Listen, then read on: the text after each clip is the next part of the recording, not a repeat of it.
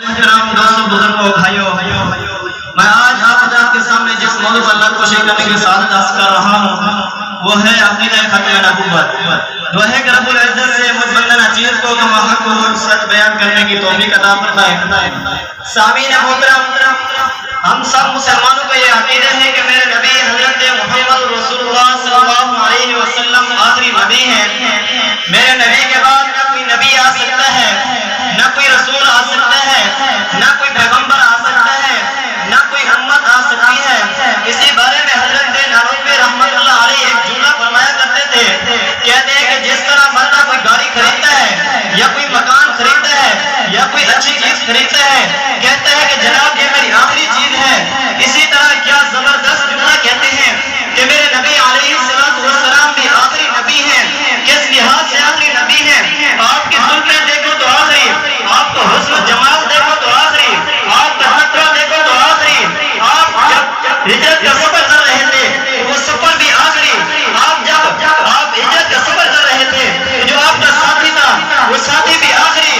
اسی طرح میرے آقا علیہ السلام جب انبیاء کے آگے امامت کرا رہے تھے وہ امام بھی آخری۔ اسی طرح اللہ رب العزت نے آپ کو سراج المنیر کہا، آپ کو سورج کہا۔ آپ کو سورج کیوں کہا؟ حضرت قاری طیب رحمت اللہ علیہ فرماتے ہیں اللہ رب العزت نے آپ کو سورج کیوں کہا؟ کیونکہ سورج اجرام فلکی کا سردار ہے۔ اسی طرح میرے آقا علیہ السلام ساری کائنات کے سردار ہیں۔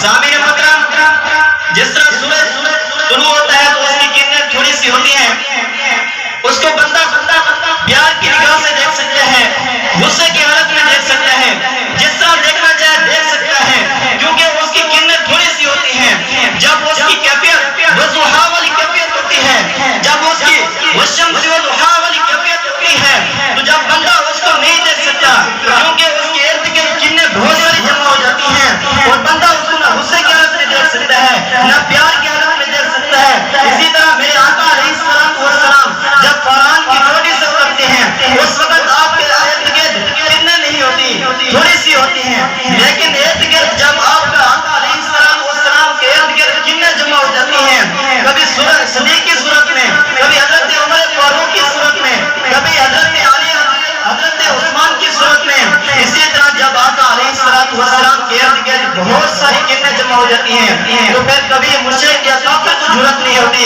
کہ وہ آپ کے اوپر آنکھ اٹھا کر دیکھ سکے۔ سامعین محترم، میرے آقا علیہ السلام نے فرمایا میں آخری نبی ہوں، میرے بعد کوئی نبی نہیں آئے گا۔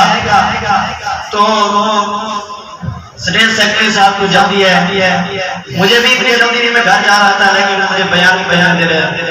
چلو دعا ہے کہ اللہ رب العزت ہم سب کو عقیدہ ختم نبوت پر ایمان اور اس پر جان قربان کرنے کی توفیق عطا فرمائے۔ آخر دعوانا الحمدللہ۔